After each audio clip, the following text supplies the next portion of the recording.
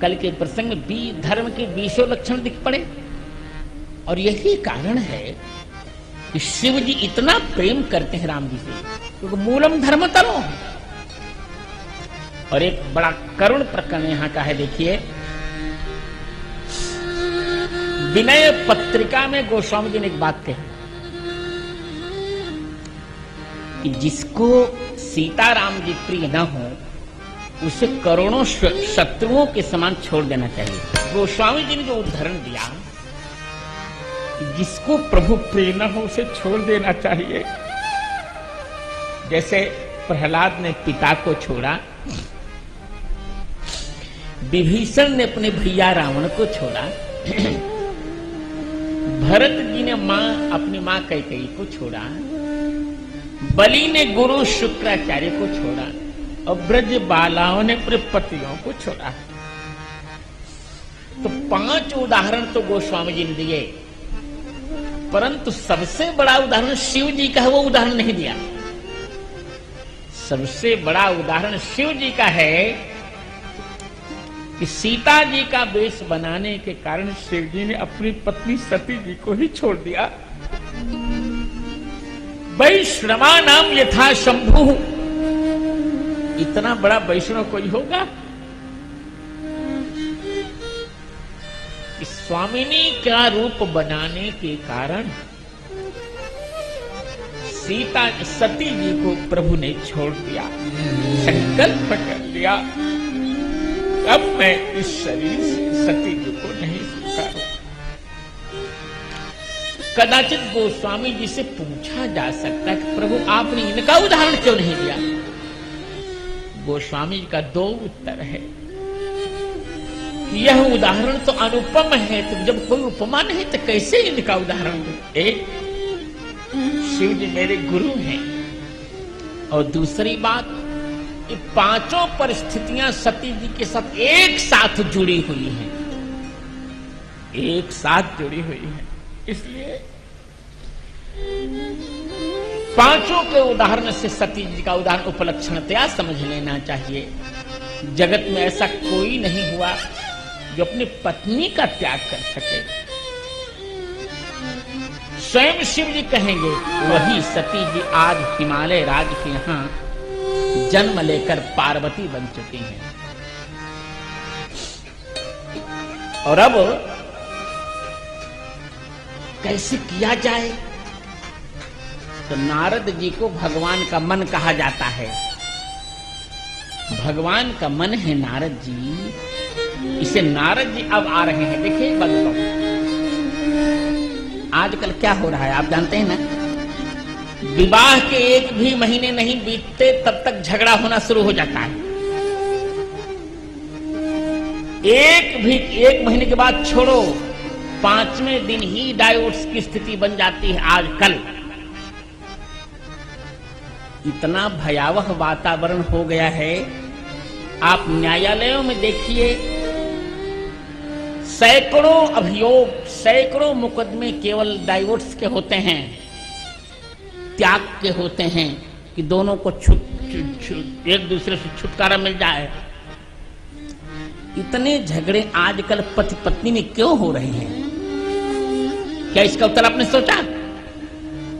इसका एक ही उत्तर है कि आज विवाह होता ही नहीं। पहले हमारे यहां विवाह होता था, फिर प्रेम होता था। आज पहले लव होकर फिर मैरिज होता है। इसीलिए ये विवाह टूट जाते हैं और टूटेंगे। जब तक विवाह में संत भूमिका नहीं निभाएंगे तब तक विवाह कभी स्थिर हो ही नहीं सकते, ये निश्चित जानिए।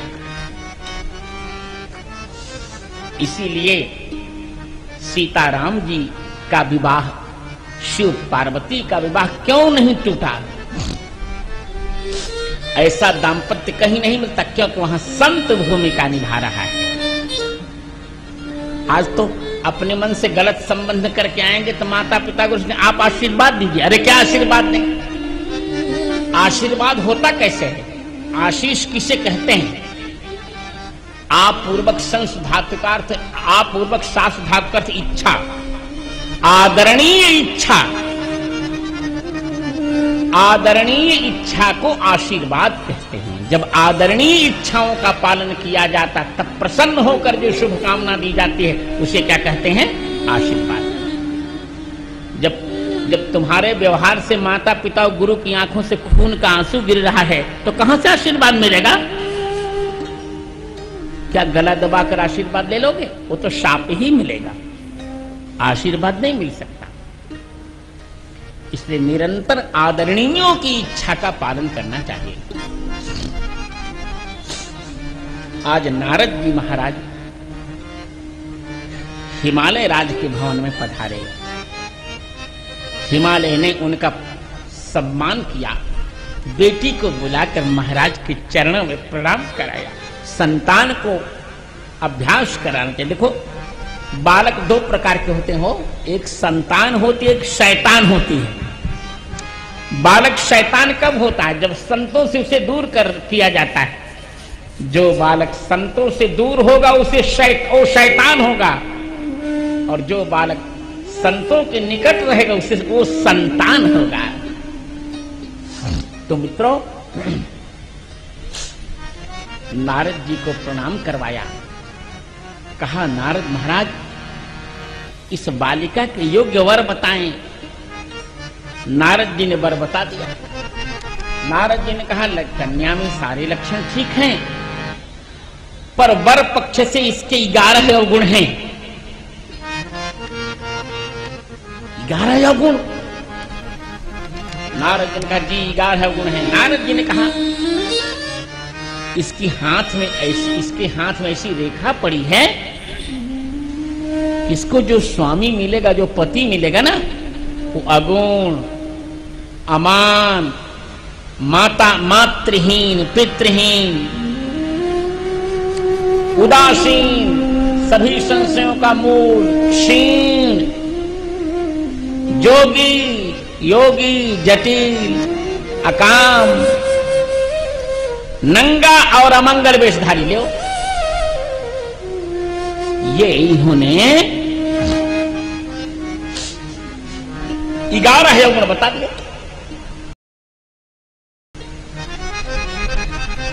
इतना यहां एक बड़ा रोचक प्रसंग है, इसको मैं जानकर सुनाऊंगा, अच्छा लगेगा। बहुत रोचक। इस बात को सुनकर माता पिता को तो दुख हुआ, माता पिता को दुख हो रहा है, पर पार्वती जी को प्रसन्नता हो रही। क्यों? लगता है, इस पर भी मैंने अपने भावार्थ बोधनी बहुत विस्तृत व्याख्या की, उसको अवश्य पढ़िए। क्यों? और नारद जी भी इस बात को नहीं समझ पाए, परंतु पार्वती जी ने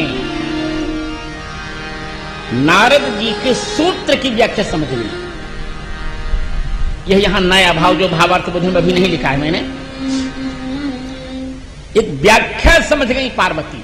अरे नारद जी, आज तो आप अपनी भक्ति सूत्र का भाष्य सुना रहे हैं। शिव जी में 11 दुर्गुण कैसे दिख रहे हैं? वो क्यों अगुण हैं, क्यों अमान हैं, क्यों मातृपितृहीन हैं, क्यों उदासीन हैं, क्यों सभी संशयमयी हैं, क्यों क्षीण हैं, जोगी, जटिल, अकाम, मन, नग्न और अमंगल वेश, क्यों 11 दुर्गुण? क्यों? कहा वास्तव में दुर्गुण नहीं है, ये सद्गुण है। क्यों? क्योंकि जो भगवान में लीन हो जाता है ना, वो संसार से अलग हो जाता है। भोले बाबा संसार से बिल्कुल अलग हो गए। पार्वती जी ने देख लिया, करे अरे इनके साथ विवाह करना मेरा बहुत आवश्यक है। क्यों? ये जो दुर्गुण बताए नारद ने, ये तो 11 आसक्तियों के परिणाम हैं। शिव जी को भगवान के प्रति